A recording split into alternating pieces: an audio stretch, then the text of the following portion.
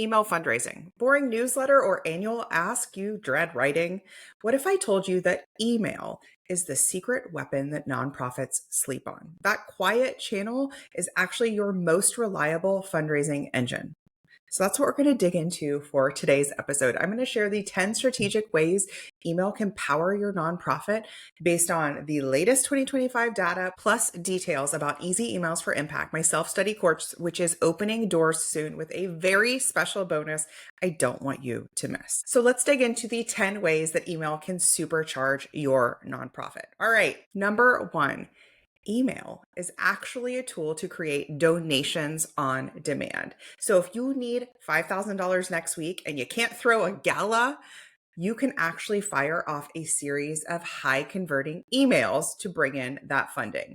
The average nonprofit pulls in about $1.11 per email contact. That's for larger organizations. For smaller orgs, it's $6.15 per email contact. Reason number two.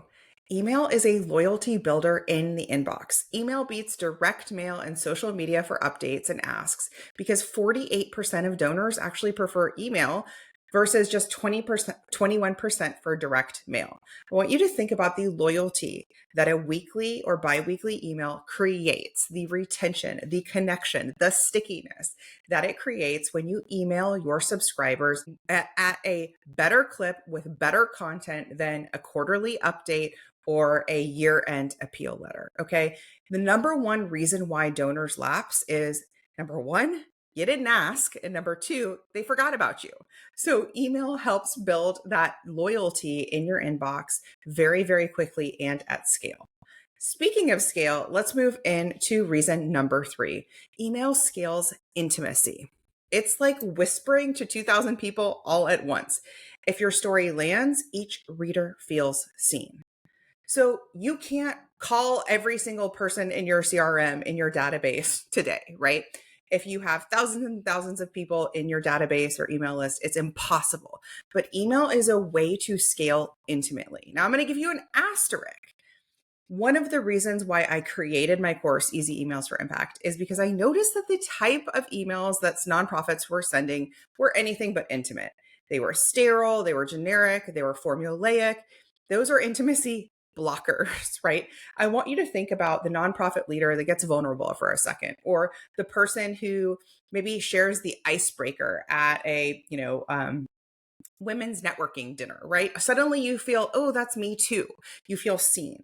That's the power of using a little bit of intimacy in email. Okay. So you create that connection very, very quickly, but it does require you to ditch the formulaic, generic, old school nonprofit emails from, early 2000. Reason number four. Email reactivates lapsed donors without you ever having to pick up the phone, send a handwritten note, send a mailer, or another direct mail piece. So I want you to think about your lapsed donors, people who gave last year, but not this year, right? People who maybe even fell off 2-3 years ago, as some of your warmest, once engaged folks. Now, you may be saying, Christina, I don't have time.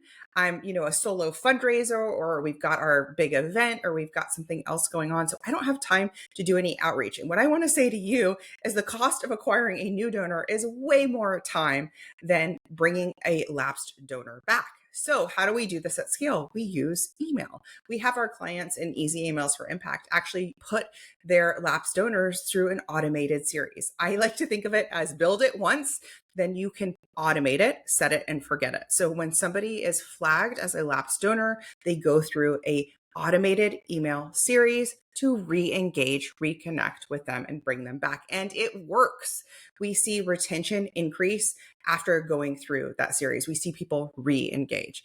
Many, many times lapsed donors don't even realize they've lapsed, y'all. They think they probably gave last year, but isn't time such a weird thing?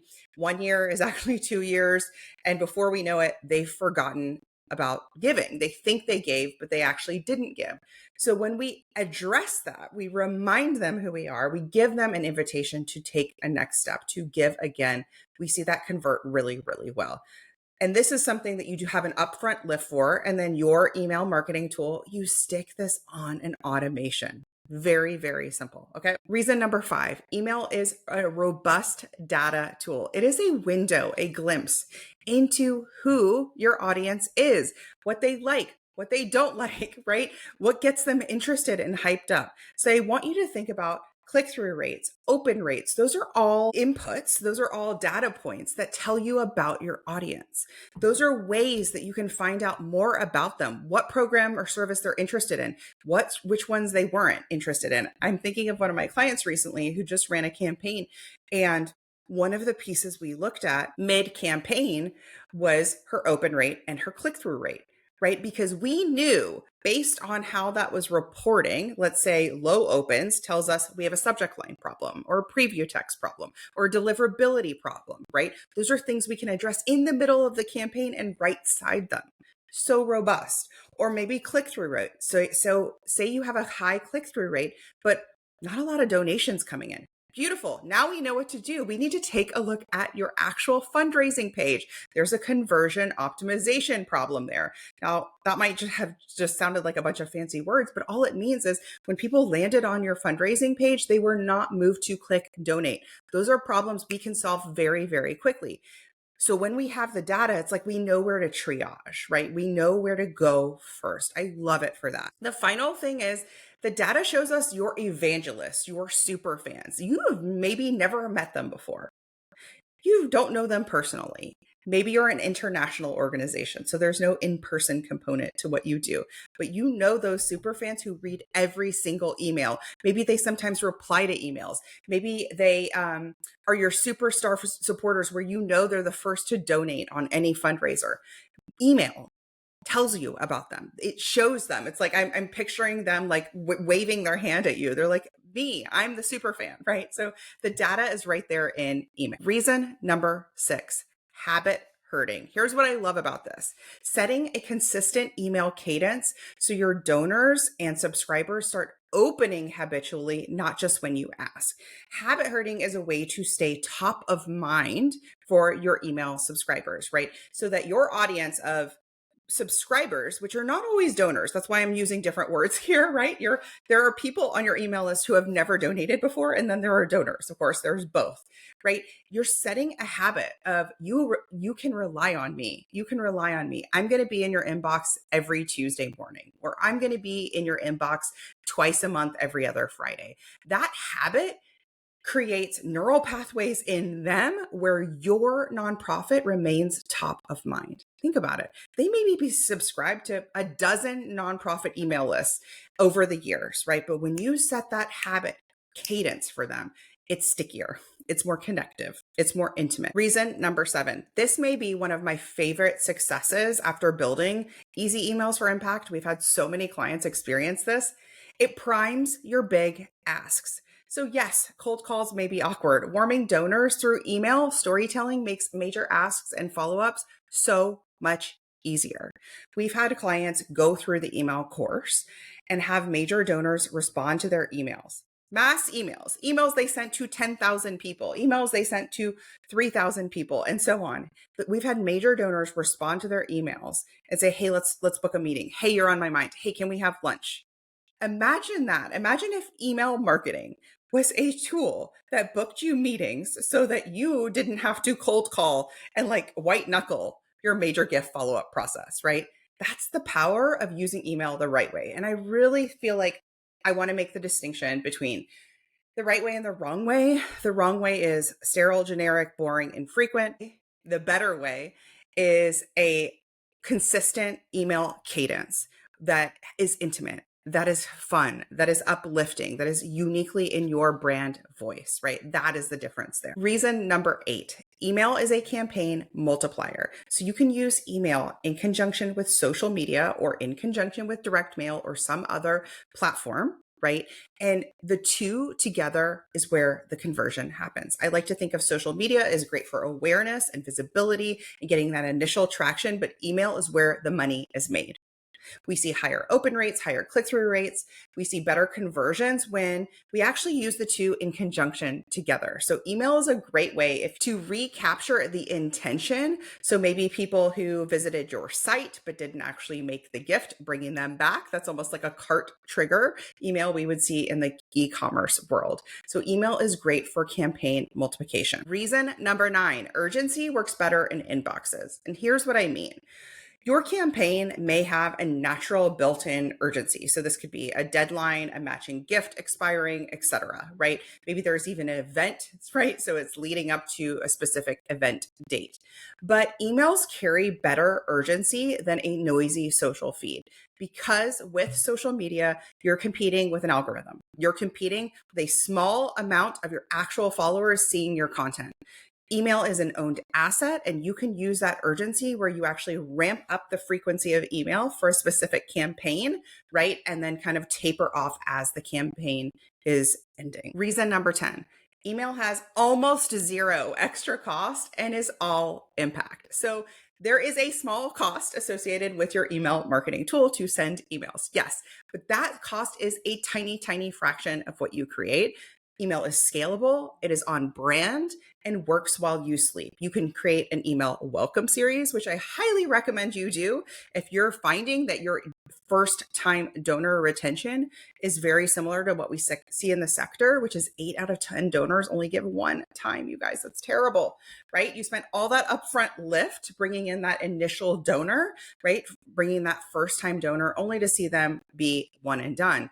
Email can be automated retention machine. So you create a 5 email welcome series. This is what we teach you to do in Easy Emails for Impact. You create it one time, and it is rocking and rolling in the background. So email is scalable, it is impact forward, it is creating that connection, it is on brand, and it is working in your sleep. You can schedule it out. We have clients who schedule out email campaigns and go on vacation, because remember vacation, right? We have clients who do short email campaign sprints and schedule those out ahead of time. We have clients who are scaling up their emails and able to repurpose emails, because did you know you're allowed to repurpose emails? You are allowed to repurpose emails. So it really is a very, very little extra cost and very high on the impact side. And if you're thinking our list is too small, here's what I want to tell you. A tiny engaged list beats any day a cold, massive one. Okay. So if you've got 200 people opening emails and giving, that's more than 2,000 ghosts in an email database that are taking no action. So we really do care more about quality over quantity here.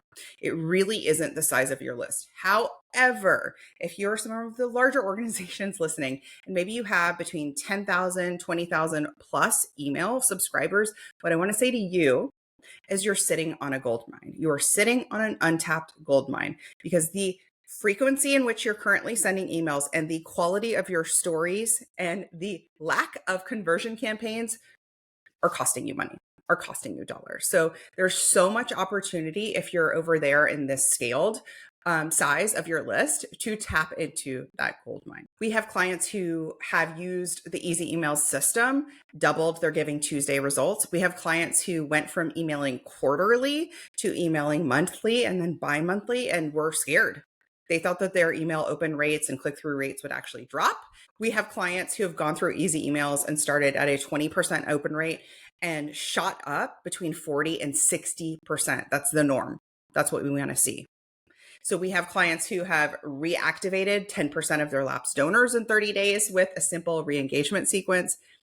This is the thing. The big shift here is realizing that if your organization is an emerging nonprofit or a large established nonprofit or somewhere in the middle, email shouldn't be a side dish. It should be a main course. Even if you aren't a born writer, I wasn't either. You become one through rhythm, testing, and bold honesty and authenticity. That connection will drive donors to take action faster and at higher generosity than organizations who don't prioritize this way to email storytell. So if you're thinking, I know email's powerful, but where do I start? What do I write? How often do I write it? How do I make sure it's consistent? Or I don't have time to do this at all. That's exactly why I built Easy Emails for Impact. We give you the frameworks, we give done for you email templates, the strategic muscle you need to turn your inbox into an income engine. Okay. So go to splendidcourses.com/email to join me for my upcoming webinar. I'll be excited to cheer you on and see you inside.